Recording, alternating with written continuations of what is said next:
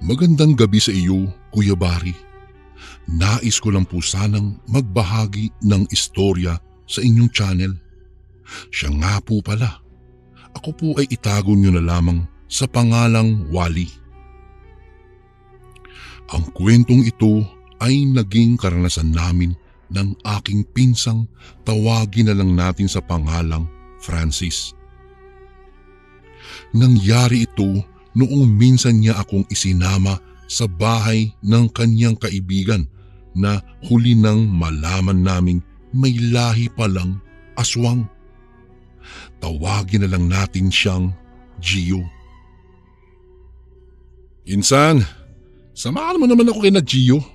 Pista kasi sa baryo nila at tiyak na maraming inumin doon, pre. Wika niya sa akin. Nung una ay nag-aalangan ako. Kung sasama kasi ako sa aking pinsan ay wala akong kakilala maliban sa kanya. Isa pa ay malayo ang nasabing lugar at kapag kaganoon ay kinikilabutan ako sa hindi ko naman mawaring dahilan. Wala ka bang ibang maisasama? Para kasing nananamlay ang katawan ko eh. Tugon ko sa kanya. Ako naman, wala. Ikaw lang kasi. Sige na, pangako hindi tayo magpapagabi doon. Wika niya sa akin. Dahil nadala na ako sa pagmamakaawa ng aking pinsan at sa pangako niya ay nagpasya akong sumama sa kanya. Noon din ay naligo na ako at saka nagbihis ng magara. Subalit, bago pa man kami makaalis ng bahay ay naisipang kong magdala ng kalamansi. Naku, mas mainam ng makasiguro. Mahirap na, baka kasi may aswang sa baryong iyon. Wika ko sa aking sarili. Nakita naman ni Francis ang paglalagay ko ng kalamansi sa aking bulsa, kung kaya nagtanong siya. Para saan yan, pinsan? Napangiti ako sa kanya at pagkatapos ay malumanay na sumagot. Pandepensa lang ito, insan. Mahirap na. Baka aswang pala ang ating makakasalamuha doon at mahawaan tayo ng hindi natin nalalaman. Tanging pag-iling lang ang naging tugon sa akin ng aking pinsan. Nang mga sandaling iyon ay nagpasya kaming maglakad na patungo sa kalsada. Malayo kasi ang baryo ng kaibigan ni Francis, kung kaya kailangan talaga naming sumakay ng isang tricycle. Makaraan ang ilang minutong paghihintay ay may dumaan ngang tricycle. Sumakay kami roon ng aking pinsan at sa hindi namin inaasahan ay may narinig kaming nag-uusap, dalawang babae na kasabay namin. Alam mo, Mari, simula nang maranasan ko ang makakain ng karne ng tao sa pista sa isang baryo ay hindi na talaga ako pumupunta sa mga pista. Wika ng isang ali. Bakit, Mari? Ano ba ang pangalan ng baryong iyon? Tanong naman ng isa pa. Pareho kaming nagulantang noong mga panahon na iyon nang malaman namin ang tinutukoy pala ng ali ay ang baryong nais naming puntahan. Napatingin ako sa kanya at maging siya ay parang hindi rin makapaniwala sa nangyari at narinig namin.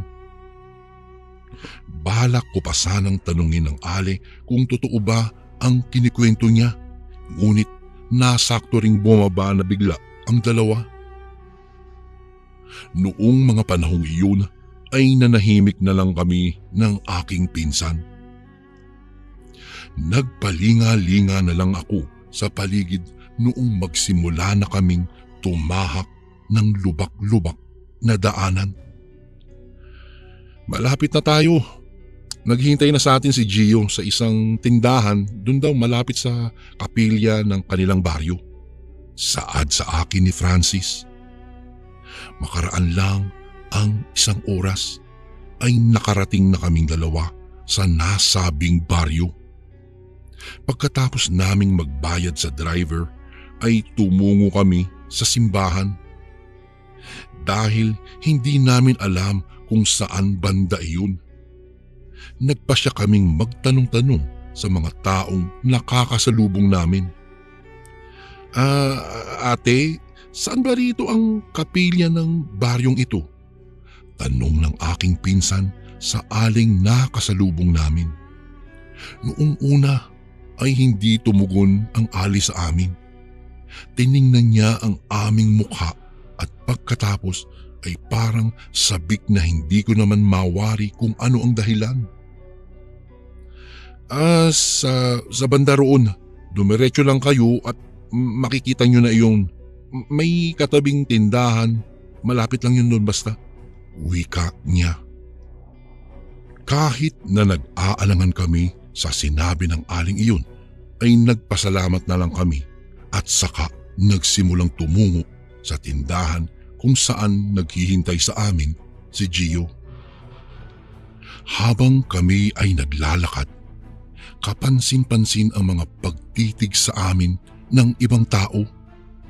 Para kasing may binabalak silang masama sa amin. Pagdating namin sa tindahan ay naroroon na nga ang kaibigan ni Francis.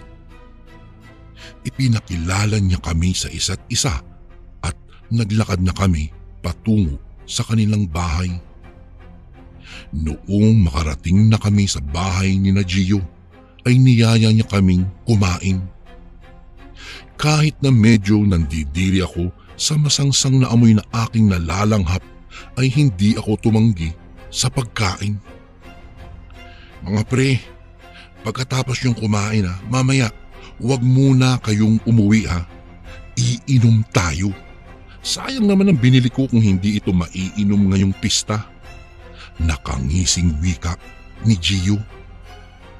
Dahil napatango ang aking pinsan, ay wala na akong nagawa.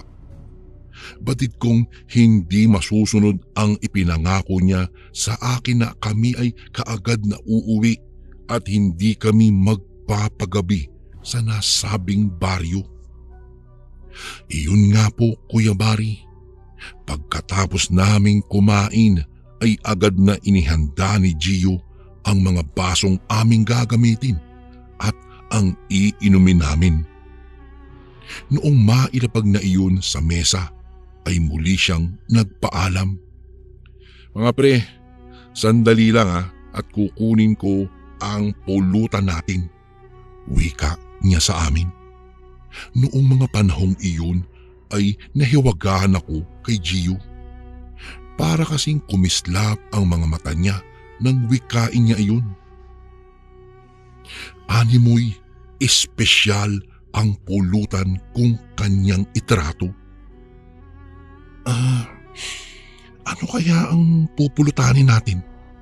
Tanong ko sa aking pinsan. Shh, ka na maingay. Hindi ko alam. Baka isa rin sa ating kinain kanina. Tugon niya sa akin. Bago ko po ipagpatuloy ang kwentong ito ay may request sana ako sa iyo kasundo. Isang pindot lang ito kasundo sa subscribe button namin. Malaking tulong po ito sa amin kasundo upang mapagpatuloy pa namin ang mas marami pang magagandang kwento. Salamat sa pag-subscribe mo, bagong kasundo.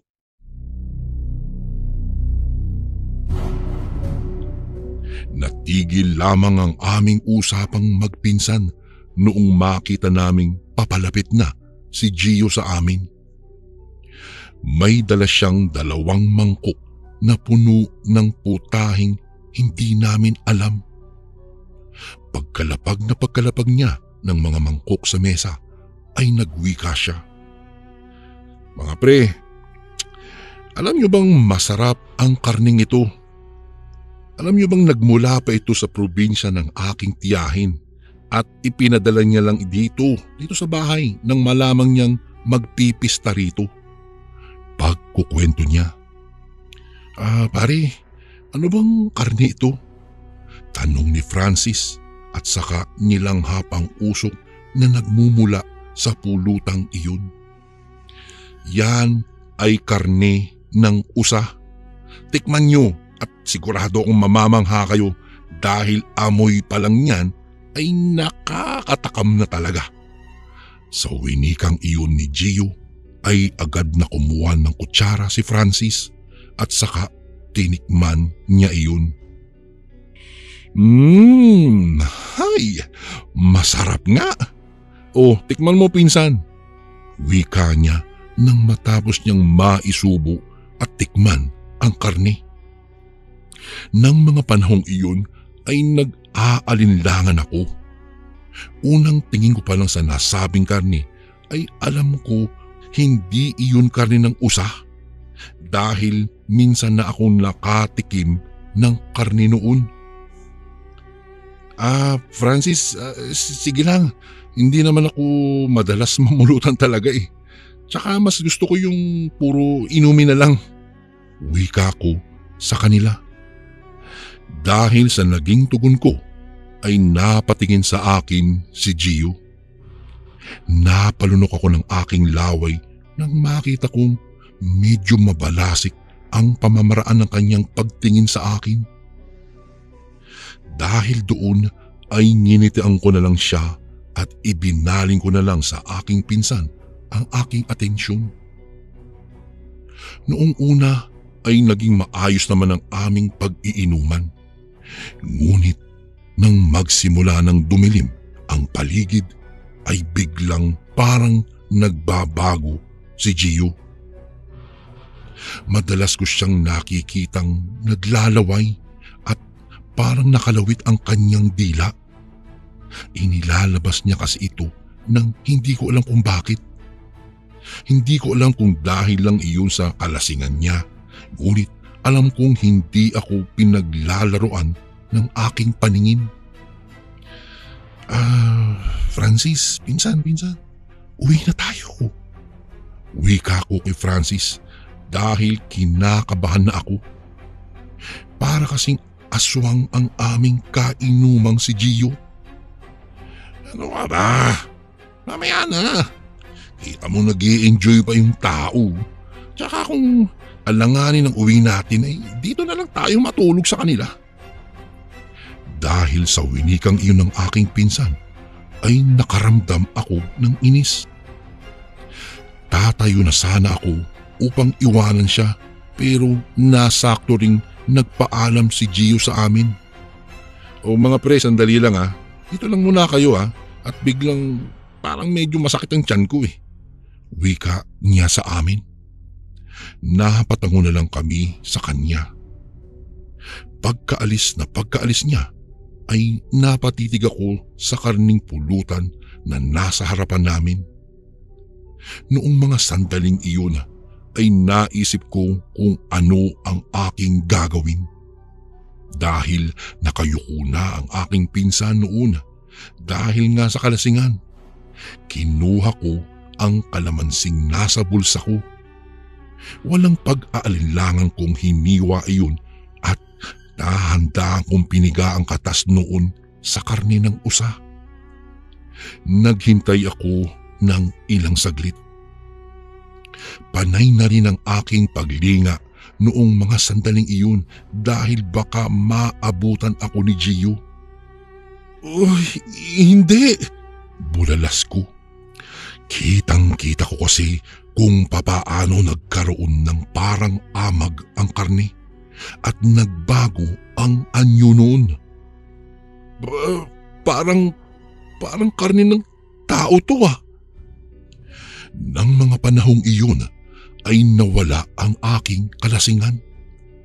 Dali-dali kong niyugyug si Francis upang kahit papaano ay mawala ang kalasingan niya.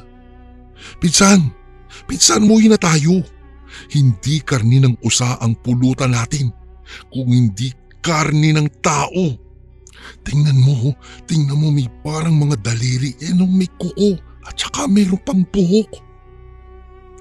Dahil sa narinig ni Francis ay dali-dali rin siyang tumayo. Maging siya ay parang nawala na rin ang kalasingan. Madali, tumakas na tayo. Wika ko sa kanya. Napalingon pa kami sa bahaging tinahak ni Gio at nang malaman naming hindi pa rin siya nakakabalik ay umalis na kami. Hindi namin alam kung saan kami pupunta, ngunit ang inisip namin ay ang makatakas sa kaibigan ni Francis na isa palang aswang. Kahit pasuray-suray kami sa aming paglalakad at nagkakandadapa pa, hindi kami tumigil. Napabuntong hininga na lang kaming pareho noong marating namin ang kalsada. Sakto ring may nakaparadang isang tricycle kung kaya pinuntahan namin iyon. Nagpatid kami patungo sa aming bahay at agad din namang pumayag nang malaman niya kung ano ang nangyari sa amin. Pagdating namin ay naging panay na ang pagduwal ni Francis. Ikinuwento ko lahat ang nangyari sa aking mga magulang. Nagpa siyang dalhin sa isang albularyong kakilala namin, si Francis.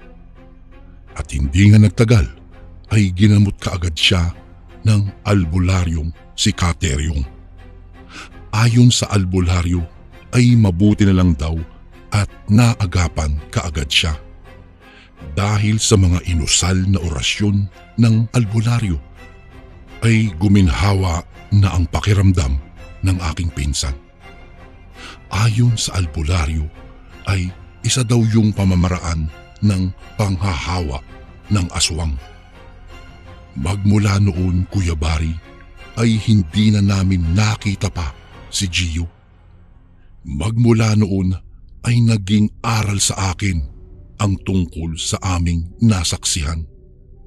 Hindi na ako sumasama pa sa mga hindi kilalang kapistahan. Hanggang dito na lang po ang aking kwento, Kuya Bari. Maraming salamat po sa pagbasa ng aming kwento. Gumagalang, Wally.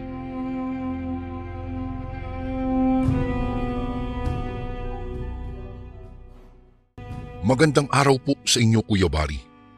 Isa po ako sa libo-libo ninyong tagapakinig.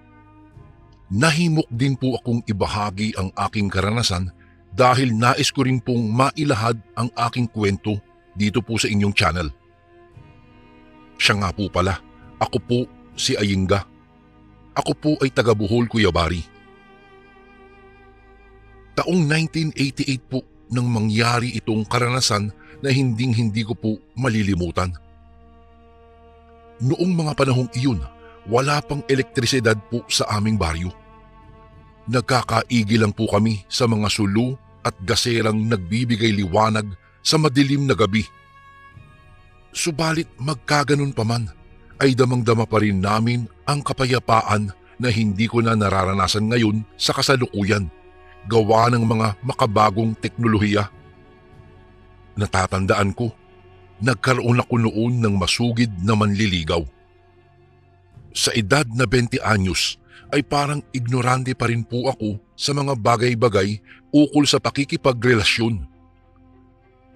Si Rolando, ang aking kaklase noong nasa elementarya pa ako, ay hindi tumigil sa panunuyo sa aking Kuya Bari upang mabihag niya ang puso ko. Mabait naman po si Rolando at maasikaso pagdating sa akin. Dahil nga sa pagtsatsaga niya ay umabot ng 1 taon bago ko po siya sinagot. Nang malaman iyon ng aking mga magulang ay naging masaya naman sila para sa akin. Maging ang 7 ko pang mga kapatid ay ganoon din, liban sa nakatatanda kong kapatid na lalaki na si Manong Efren.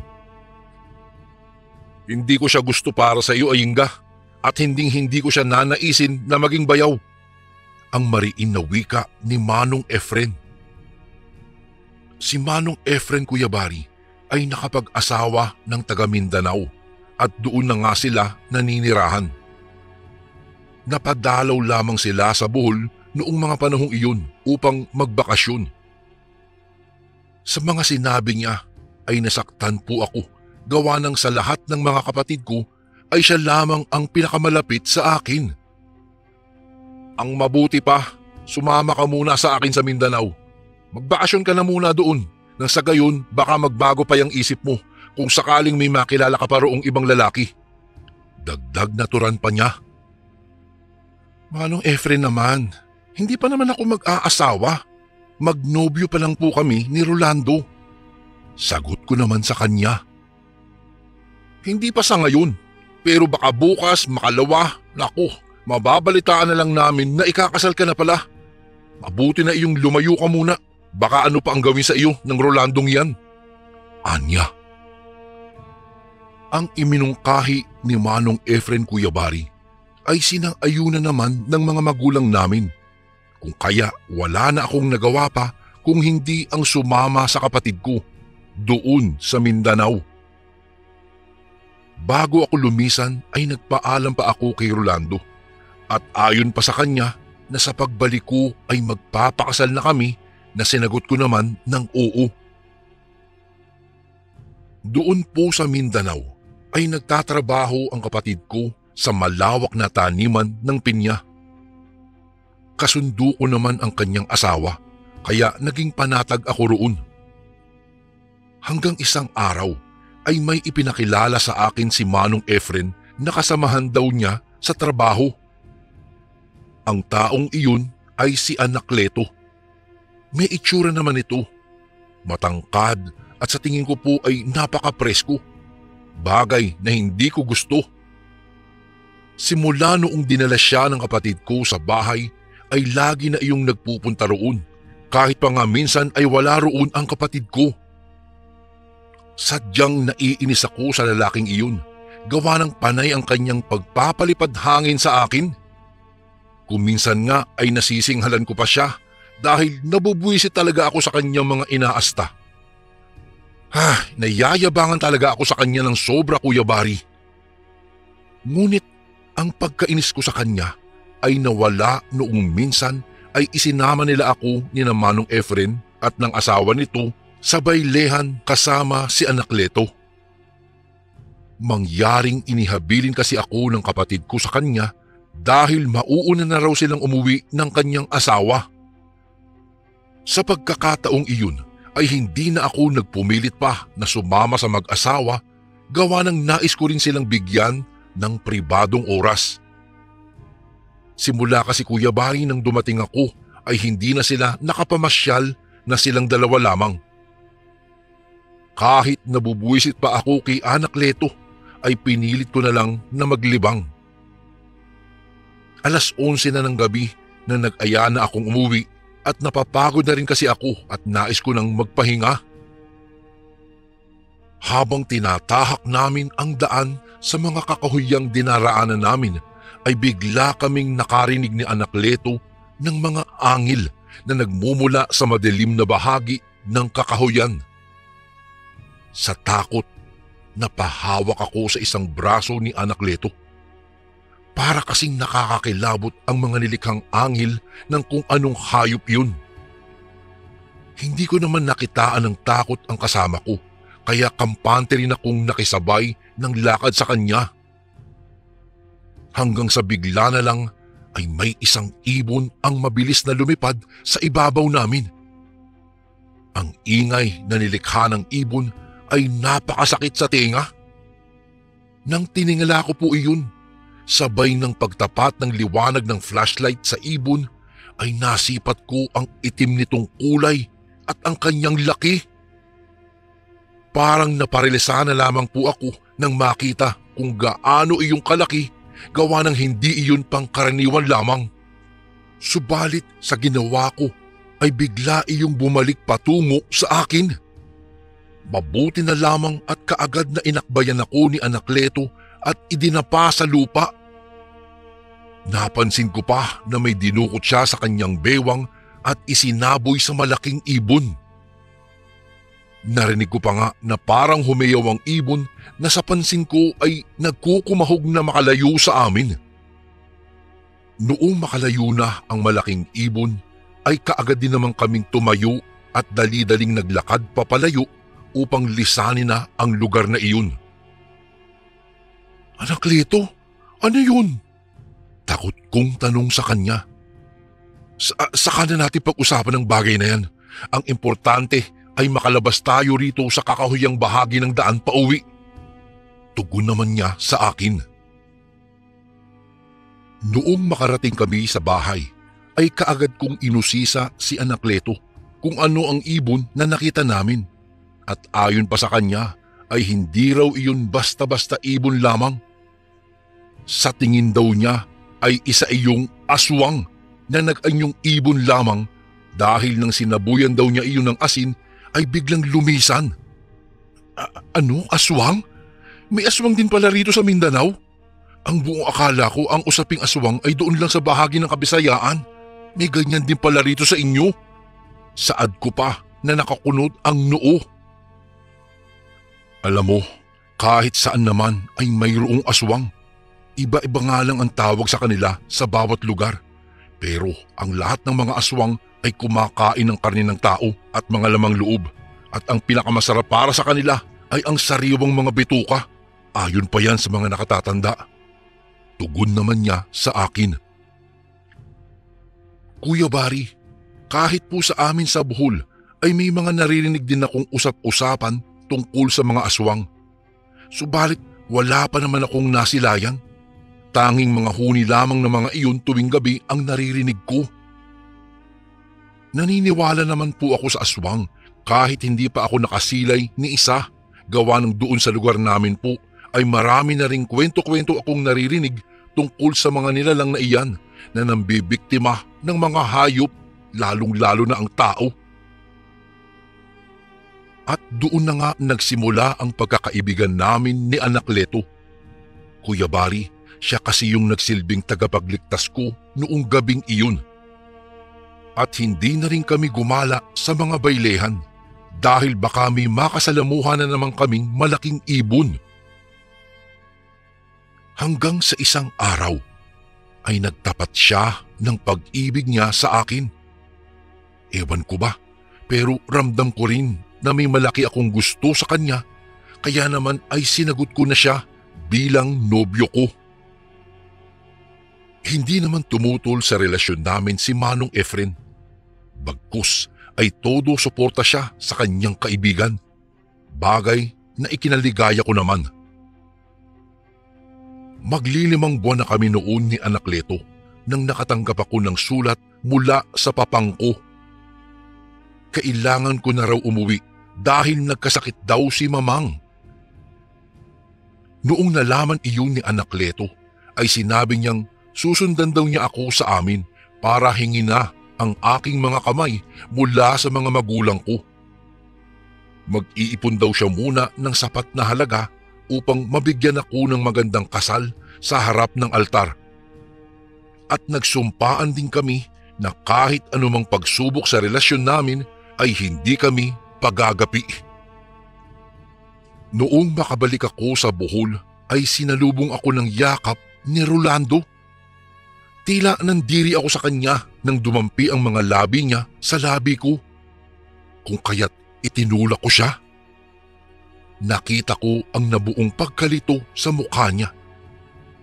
Humingi ako ng paumanhin at sinabi kong nabigla lamang ako. Sa puntong iyon ay sumilay ang kanyang mga ngiti at sinabi niyang, "Ayos lang yun, Ayingga. Naintindihan kita." Dumaan ang mga araw at naging maayos na ang lagay ni Mamang. Subalit ako naman ata ang magkakasakit dahil panay na ang pangungulit ni Rolando sa akin tungkol sa kanyang pamamanhikan. Hindi ko naman magawang ipaalam sa kanya na hindi na siya ang tinitibok ng puso ko dahil sa tuwing nanaisin ko ng sabihin ay parang nauunahan ako ng awa. Wala kasi siyang ginawang masama para pasakitan ako. Puro pagmamahal niya ang ipinadadama niya sa akin. Simula pa noong unang beses siyang manligaw hanggang sa mga oras na iyon. Kaya nakadama ako ng matinding pagkakonsensya na nauuwi sa awa. Mas lalo pa akong nagkaproblema, Kuya Bari, nang nagpadala ng sulat si Anak Leto Handa na raw siyang magtungo sa amin kasama si Manong Efren upang maipahayag na sa mga magulang ko ang napagkasunduan naming kasal. Litong-lito na ako ng mga panahong iyon. Kaya isang gabi, habang bilog ang maliwanag na buwan, ay ninais kong maglakad-lakad sa ilalim ng kanyugan.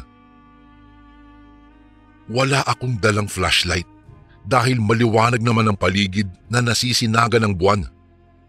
Marami ring mga bituin ang nagkikislapan sa kalangitan. Noong nasa kalagitnaan na ako ng pagmuni-muni, nang mahagip ng aking paningin ang isang bulto ng tao na tila ba sarap na sarap sa nilalantakan nito.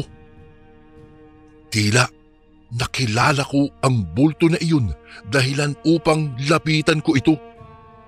Subalit napako na lang ako sa kinatatayuan ko nang masipat ko ang isang kambing na nakahandusay sa kanyang harapan.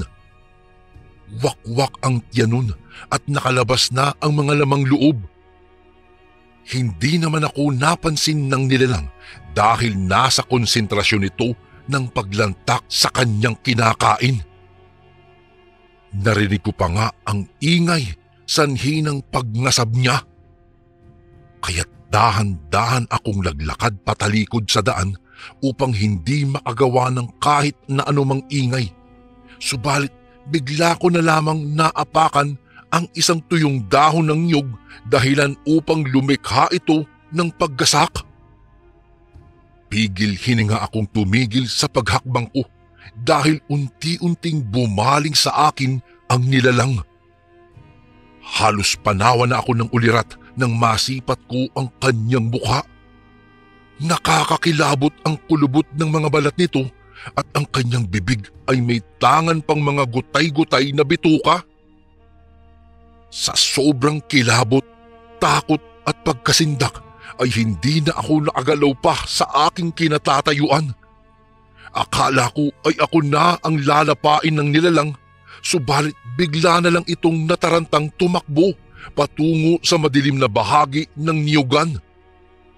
Ako naman ay saka pa lamang nakagalaw nang mapagtanto kong nawala na ang nilalang. Kaagad na akong kumaripas ng takbo habang nagtititili patungo sa bahay namin. Noong makarating ako sa bahay ay bumungad sa akin sina Manong Efren at ang kanyang asawa. Saka nakita kong kausap ni na Mamang at Papang si Anakleto. Sa labis na galak ng nasilayan ko sila ay saglit kong nakalimutan ang nilalang na nakita ko sa may niyugan. Bandang bukang liwayway na nang maisipan kong ikwento ang nakita ko kina Papang.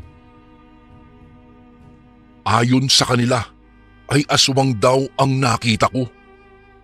Isa daw si Manong Efren sa makapagpapatunay na aswang iyon dahil minsan na raw niyang nasilayan ang nilalang na iyon. Kinabukasan ay kalat na kalat sa aming baryo ang pagdating ni Anakleto upang hingin ang kamay ko kina Mamang at Papang. Siyempre pa ay nakarating iyon kay Rolando. Baka sa kanyang mukha ang galit nang nakipagkita siya sa akin.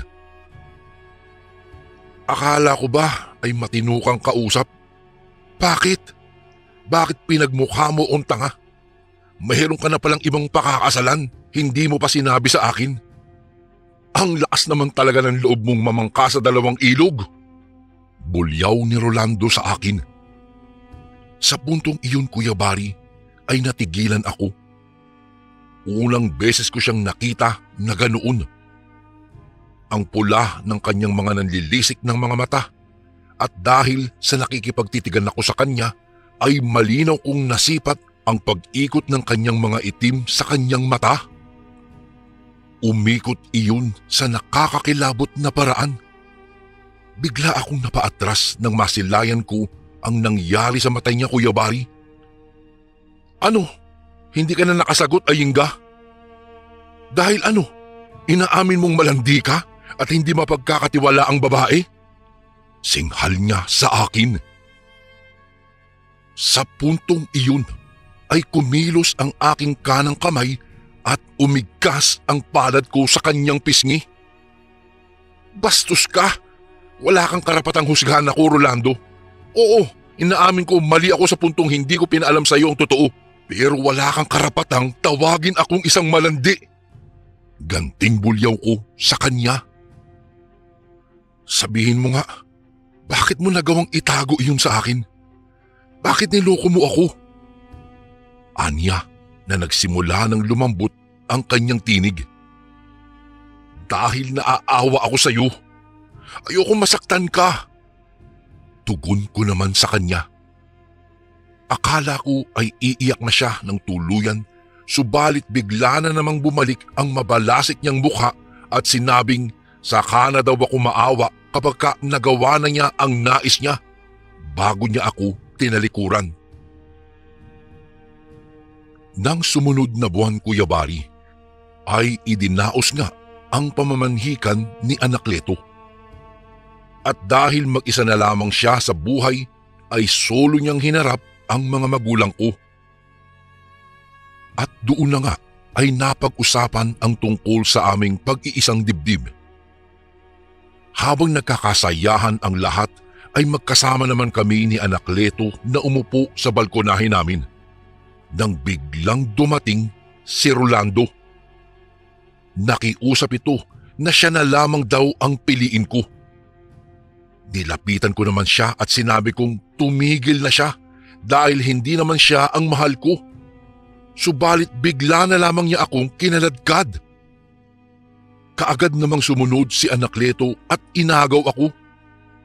Biglang sinunggaban ni Rolando si Anakleto. Nagpambuno silang dalawa hanggang sa narating naming tatlo ang niyugan sa likuran ng bahay namin. Bigla na lamang akong nanghilakbot nang maaninag ko ang pag-ibang anyo ni Rolando. Saktong bilog na naman ang buwan noon kaya kahit papaano ay nakikita ko pa rin ang nangyayari sa paligid. Nangulubot ang kanyang mga balat at doon ko nang napagtanto na siya yung nilalang na nakita kong nilalantakan ang bituka ng isang kambing.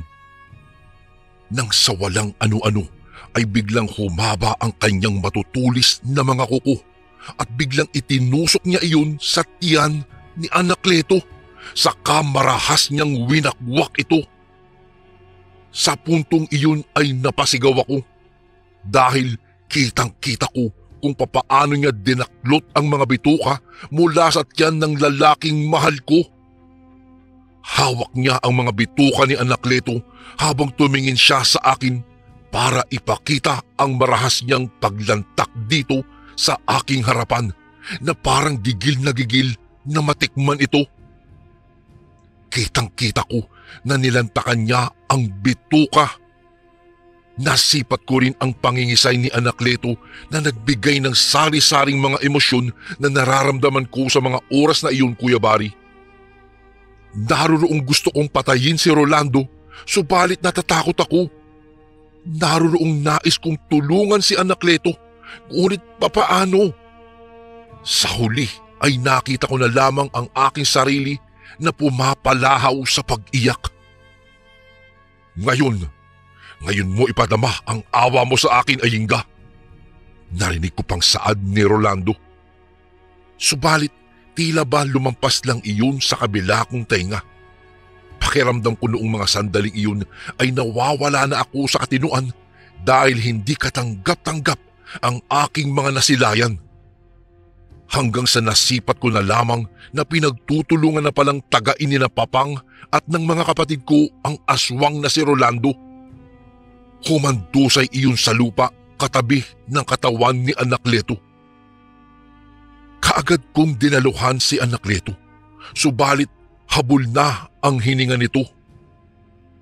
Hinawakan niya ang kamay ko at pinisil-pisil bago siya tuluyang binawian ng buhay. Umugong ang usap-usapan sa aming baryo na nagpatayan ang dalawa dahil sa akin. Dahil daw sa pamamangka ko sa dalawang ilog ay nawalan ng buhay ang dalawang lalaking biniktima ko. Ang mga sinabi nila ay pinatotohanan ko na lang hindi na rin ako nagtangkapang magpaliwanag sa kanila. Binigyan namin ng maayos na libing si Anacleto at si Rolando naman ay iniuwi ng kanyang pamilya sa lugar nila sa Capiz. Hindi rin naman sila gumawa ng aksyon para sa hustisya nito. Ako naman ay nasiraan ng bait. Mga ilang buwan din akong hindi lumalabas ng bahay. Laging tulala at minsan ay umiiyak ng walang dahilan o di kaya naman ay tumatawang mag-isa. Hanggang sa dinala na ako ni Manong Efren sa Mindanao upang ipagamot. Mabuti na lang Kuya Bari at may kakilala si Manong Efren doon na isang manggagamot. At sa awa naman ng lumikha ay sa paunti-unting paraan ay gumaling naman ako. Doon ko lang dinalaman mula kay Manong Efren na kaya siya tutol sa relasyon namin ni Rolando ay matagal na daw niyang alam na isa itong aswang dahil minsan na niyang nasilayan ang pag-ibang anyo nito at ang paglantak nito ng sariwang karne ng ilang mga hayop sa baryo namin. Ayon pa nga sa kanya na baka nga ang buong angkan daw ni Rolando ay mga aswang din. Gawa ng maiilap raw ang mga ito na makisalamuha sa iba. Kuya Bari, ang karanasan kong ito ang nagtulak po sa akin upang maging isang matandang dalaga. Dahil hindi ko na po ninanais pa na magkaroon ng isang karelasyon. Sa pagdaan po ng mga panahon ay naging kontento na ako sa pag-aalaga sa aking mga pamangkin na anak ni Manong Efren. Ang pangyayaring iyon sa buhay ko ay hindi na binubuklat ng aking pamilya sa tuwing nagkakaroon kami ng pagtitipon, gawa ng iyon ang sanhi ng pagkabaliw ko at ayaw na nilang maungkat pa ang kahapon. Ngunit para sa akin, ang karanasan kong iyon ang nagsilbing aral na huwag basta-basta magbigay ng tiwala sa mga taong akala mo ay kilala mo na ng lubusan. Ang karanasan kong iyon ay nakaukit na sa aking isipan na sa isang yugto ng buhay ko ay minsang nasilayan ko ang pagiging aswang ng isang lalaking naging bahagi ng buhay ko at nasilayan ko rin na nilantakan niya ang bituka ng lalaking pinakamamahal ko dahilan upang mawala sila sa akin ng pareho. Kuya Bari, dito ko na po tatapusin ang aking kwento. Naway naibigan ng inyong mga tagapakinig ang karanasang kong ito. Lubos na gumagalang, Ayinga.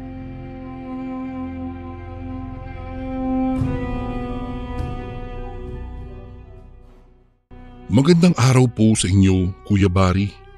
Itago niyo na lang po ako sa pangalang Ruby. Nakatira dito sa Caloocan City.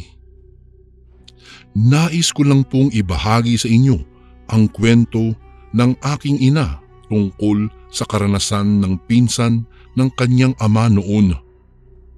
Taong 1976 nang maganap ang mga pangyayaring ito. Nasa edad 19 na taon ang aking ina noong mga panahong iyon at nakatira sila sa probinsya ng Leyte. Ayon sa kwento ng aking ina na itago na lamang natin sa pangalang Lucy, noong mga panahong iyon ay sa bundok pa sila nakatira. Hindi naman daw nakakatakot noon dahil mula nang ipanganak siya ay wala naman silang nababalitaang mga kung ano-anong kababalaghan. Hanggang sa isang umaga, kagigising pa lamang ng aking ina noong nang may marinig siyang may nag-uusap sa labas ng kanilang bakuran. Noong silipin nila iyon ay ang pinsan niyang si Leonora ang naroroon. Mugtong-mugto ang mga mata nitong umiiyak sa harapan ng kanyang amang si Lolo Pedrico. Ayon sa mga narinig ng aking ina, namatay na ang ama ni Leonora at nanghihingi ito ng kahit anong kaunting abuloy sa aking lolo Pedrico. Sandali namang pumasok si lolo at kumuha ng kamote at bigas at kaunting salapi. Pagkatapos noon ay ibinigay na iyon kay Leonora. Pagkaalis ni Leonora ay pumasok si Lolo Pedrico at nagsabing pupunta sila mamaya sa kabilang bundok upang makiramay sa asawa ng pinsan nito. Ano daw ang ikinamatay ng ama ni Leonora? Tanong ni Lola Esme kay Lolo Pedrico. Nagkwento naman si Lolo Pedrico kay Lola Esme habang nag-aayos ng mga dadalhin sa lamay. Ayon kay Leonora, isang madaling araw habang mahimbing na natutulog siya ay bigla na lamang siyang nagising nang may marinig siyang isang malakas na kalabog sa pintuan. Kaya napabangon na siya at binuksan ang pintuan para makita kung ano at kung sino ang naroroon. Nagulat na lang si Leonora nang makita niyang sugatan ang kanyang ama. Mabilis naman niyang tinawag ang kanyang ina upang sabihin ang nangyari sa kanyang ama. Narinig naman siya ng kanyang ina kaya nagmamadali na itong tumungo sa pintuan. Inutusan naman si Leonora ng kanyang ina na kunin ang lana na nasa kwarto ng kanyang ina. Kaya mabilis na siyang nagtungo sa kwarto ng kanyang mga magulang upang kunin yung lana na sinasabi ng kanyang ina. Noong makita na niya iyon, ay mabilis nang dinampot niya ang lana at lumabas na kaagad ng kanilang kwarto.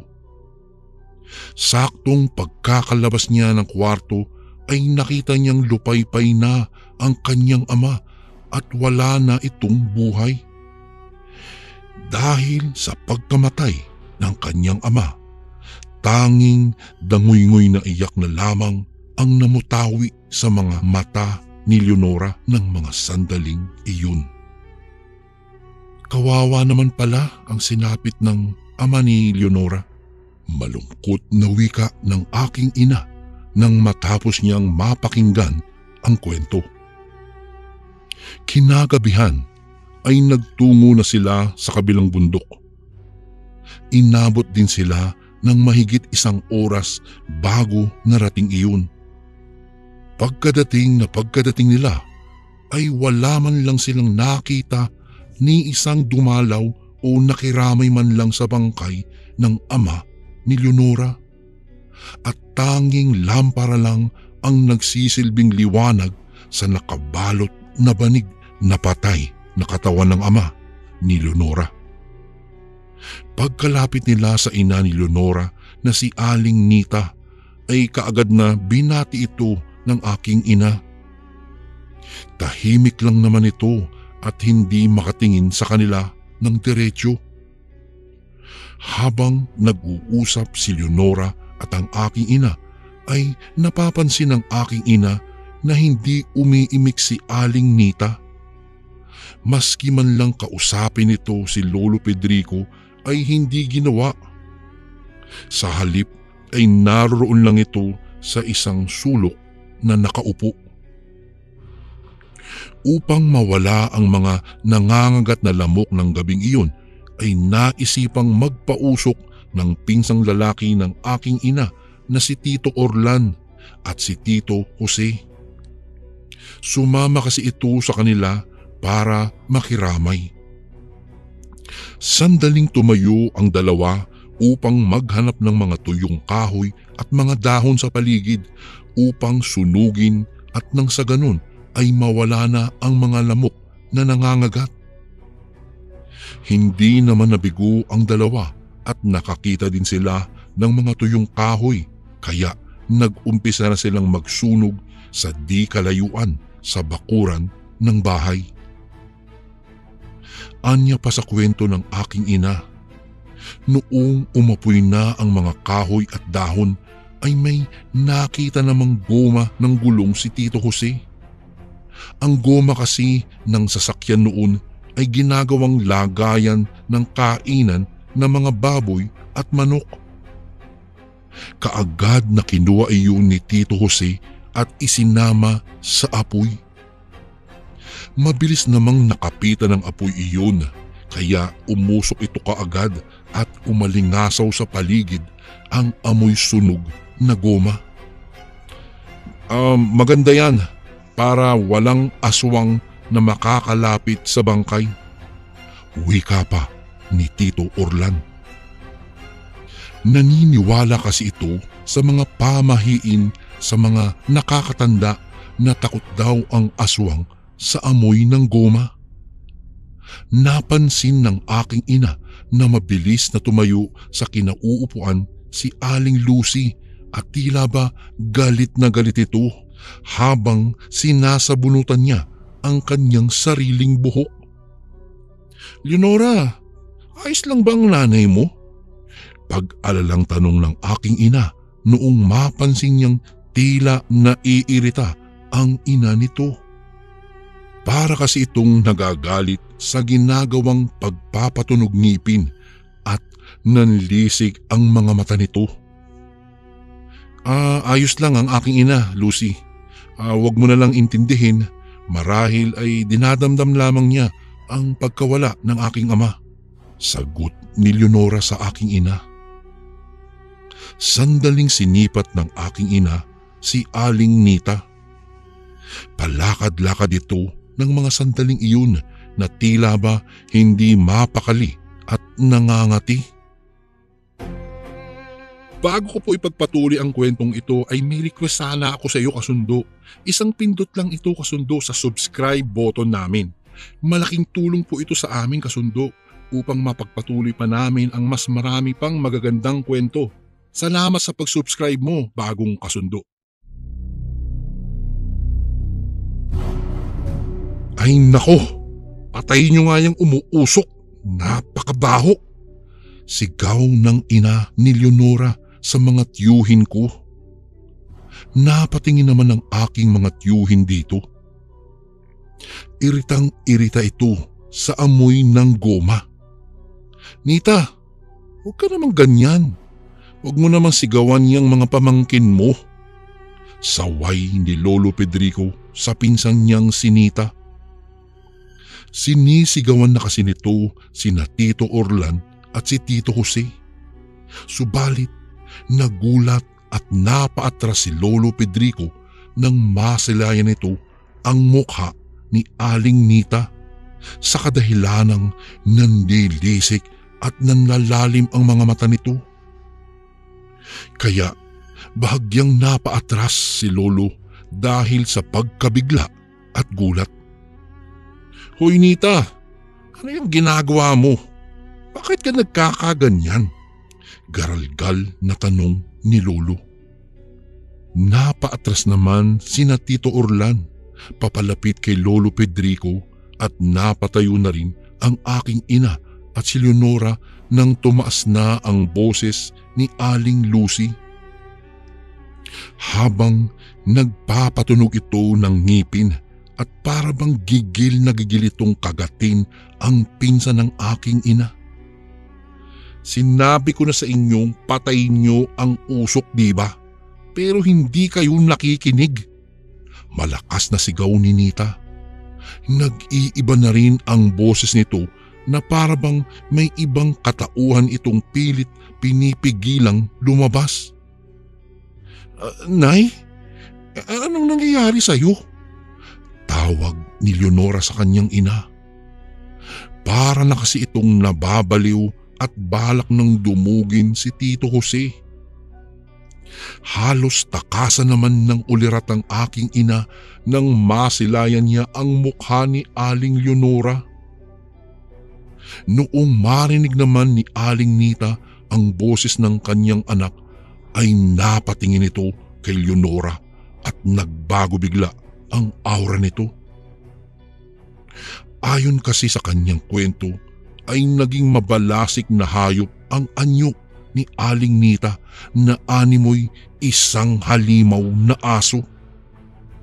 Lumabas ang mga pangil at matutulis na mga ngipin, mapupulang mga mata habang patuloy na tumutulo ang mga laway nito.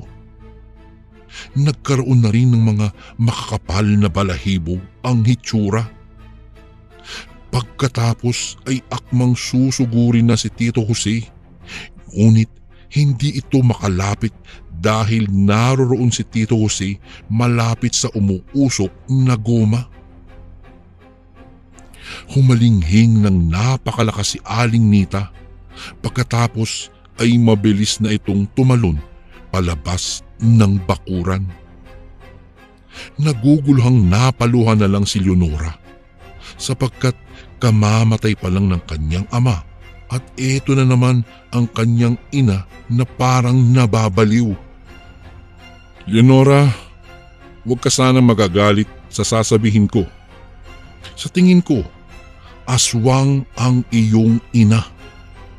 Wika ni Lolo Pedrico kay Leonora, kaya napatingin naman ng aking ina sa kanyang ama na noon ay nagpapaliwanag kay Leonora. Hindi naman kasi lingid sa atin na bantog na isang aswang ang iyong ama. At sa tingin ko ay bago ito namatay ay naipasa muna nito ang itim na binhi sa iyong ina. Pagpapatuloy na salaysay ni Lolo Pedrico. Dagdag pang salaysay nito kay Leonora ay wag nang mag-alala sa kanyang ina, sapagkat bago pa lamang ang pagiging aswang nito at maaari pa itong magamot. Kinabukasan nga ay nakita ng aking ina si Aling Nita na gumagapang papasok sa bahay nito at puro galos ang katawan nito.